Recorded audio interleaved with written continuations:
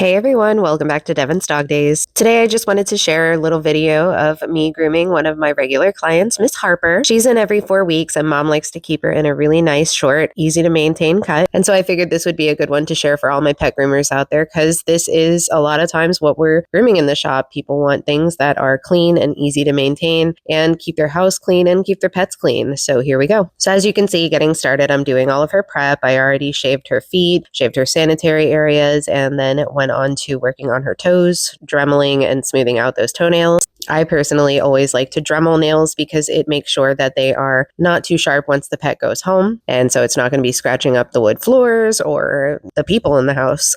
Next up, I am working just some little tangles that Harper gets in her ears. She just has this really soft coat that loves to mat up. So it is honestly in her best interest that she's kept in a short trim. Then on to the bath. I'm going ahead and wetting her down, and I'm going to start her first shampoo using Artero Basic shampoo. It's a very good clarifying shampoo that really helps get all the grease and grime and just prep her coat for me to follow up with the more enhancing shampoos. At this point, it's usually when I like to check the anal glands. I personally do not express them fully unless it's requested by the owner per the vet or what have you. I generally like to just express just a little bit so that I can make sure that there's no discoloration that could be a sign of infection, or that they are, easy to express. And if they are too hard to express or if there is any discoloration, I will recommend a trip to the vet for them to check it out. After that first scrub, I go ahead and rinse them. I don't worry about getting all of the soap out because we're going to go ahead and do a second scrub right after this. So for my second scrub on Miss Harper, because she has a softer coat and it really needs that moisturizing to help keep it healthy because it does get damaged pretty easily, I like to use Artero Hidratante, which is a moisturizing shampoo, and then I combine that with Artero Blanc, which is a color enhancing shampoo, just an optical illuminator. It has that classic purple hue to it that just really helps add extra shine to the coat.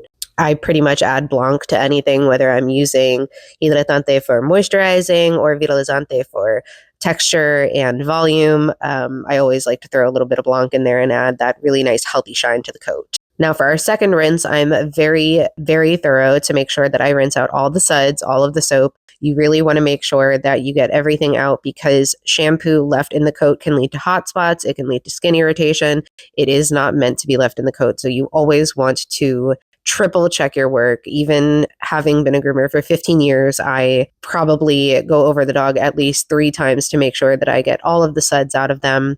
And then I like to squeeze the water down their legs into my hand and make sure that there are no signs of any suds or anything like that in the water that's coming off the coat. Now that I've made sure that all the soap is out of her coat, I'm going to go ahead and towel dry her.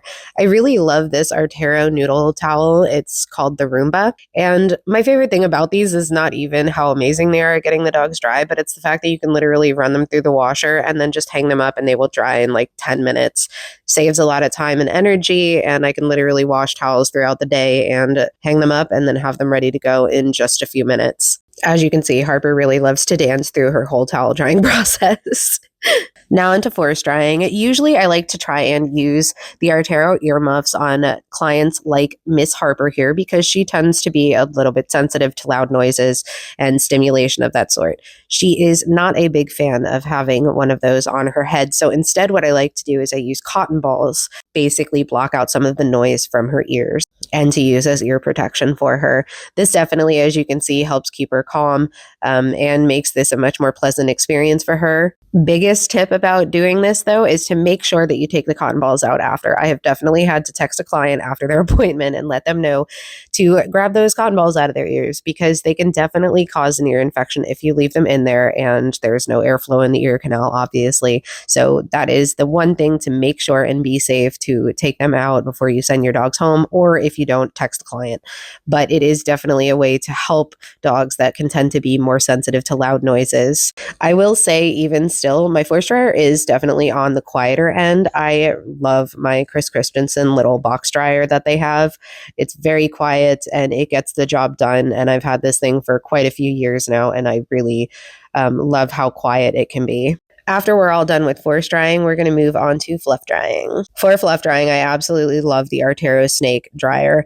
This has the perfect amount of heat to it. It has the perfect amount of force. It has multiple controls, so you can have it on high, low, cool, hot, and you can really get a beautiful finish on these. And it is a huge saver for your neck.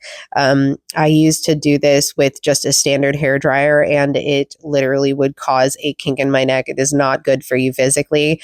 The snake dryer is created to fit on the back of your neck and be able to just rest there. Sometimes if you're leaning forward or what have you, you have to just lean your cheek over, but it is a wider nozzle, so you don't have to lean your neck as far and kind of like crane it and cause injury to yourself. So this thing is fantastic. I use it on every one of my clients every day. I don't use any other dryer. Literally, this is it. And I absolutely love this thing.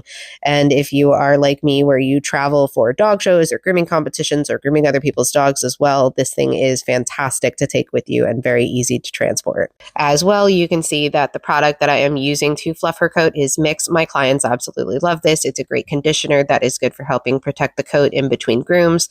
And I am also using my Artero Super Soft Slicker Brush along with a pin brush for her ears and face. She tends to not like the slicker brush for her face, but she's much more tolerant of a pin brush.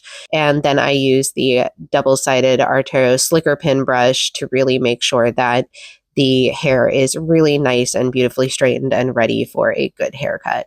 After I'm all done with fluff drying, I always go back in and go over the dog with a comb to make sure that there are no tangles left. I use Artero Static to make sure that it helps get the coat into the perfect standing position to make grooming even easier, and then we get right to work. So for Harper here, again, I said Mom likes a really nice short, what I have always referred to as a kennel cut, which is basically a one length all over, short and easy to maintain. I'm using my Artero 5 wide blade. This is her preferred length. It's really nice, short, but still offers good protection from the sun. I generally don't like to go shorter than a 5.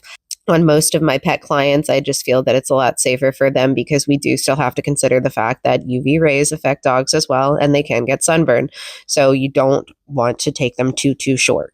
Even on this girl, she's not even a very big dog. I absolutely love to use the wide blades. It's such a time saver. This groom, all in all, only takes me about an hour and 15 minutes to an hour and a half. I'll even use my wide blades on some of my smaller clients where I'm just clippering on their bodies. It makes such quick work of it, and shaving down a body or clipping down a body can take you literally like 5 minutes versus 15.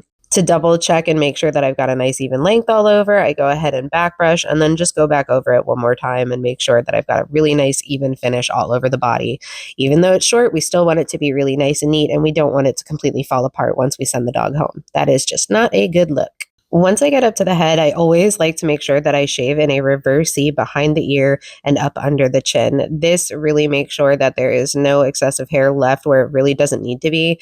And also, because she tends to get tangles in her ears and behind her ears, I like to make sure that those areas are really nice and short to avoid any matting in the future. Now moving on to clipping her head. As you can see, I'm using my Artero Reactor with a number 1 attachment comb on top of it. The Artero Reactor is made to be compatible with the Artero Metaplex clipper attachments. These are fantastic, quiet, such a time saver. And again, with dogs that tend to be more sensitive to louder noises, I always love to be able to use these quieter clippers around their faces. As you can see, she is calm as a little cucumber, coming right over on the top of the head and then down the sides of the cheeks. Now that we've got that length set, I'm going to go ahead and start scissoring the areas that I cannot get the perfect finish with my clippers. So around the bottoms of the feet, as you can see, just trimming up and making sure that I'm getting any hair that hangs past the foot, and then combing all of the hair out from the foot and going right around the edges to make sure that it's a nice tight foot.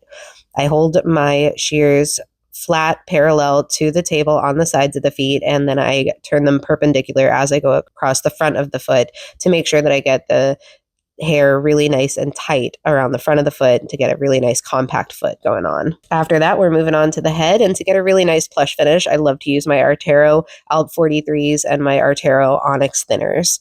So starting off, I'm getting that chin really nice and tight and straight across the bottom, combing that mustache down and making sure that I get it all cleaned up, because we don't like really long faces going into water bowls and food bowls and then having their house be a total mess. After that, I'm going right around and getting that half moon shape to her face, matching up her front muzzle to the back of her head, and just continuing with that C shape half moon to make sure that I get a really nice little round face. Now that I've got the outline of the face set, I am going to go ahead and work on that expression. So first off, I'm clearing around the eyes. I like to use my Artero Onyx thinners because they leave a really nice natural finish, no harsh scissor marks.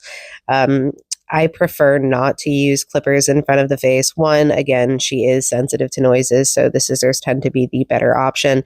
And two, it just gets it to look a little too short, and I really like to have a nice, smooth, plush finish to my grooms, especially these fluffy little doodle pups. Making sure to comb everything forward on the visor, I go ahead and I go from one corner of the eye to the other corner of the eye and really open up that expression.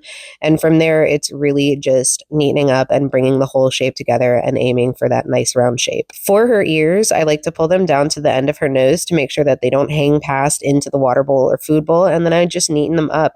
She really doesn't grow too much hair on her ears because it tends to tangle and it just breaks a lot. So for the most part, I just like to neaten those up and make sure that they're not going to get into her food or water. As for her tail, I kind of do what I always think of as a bit of a Bichon tail with her. I basically take it really tight, about an inch to 2 inches up the back of the tail, 2 inches on her because she has a pretty long tail, and around the base she does tend to get matting. So that is another reason why I like to take the base a little bit shorter, and then I leave her a really cute little flag tail. Mom loves it.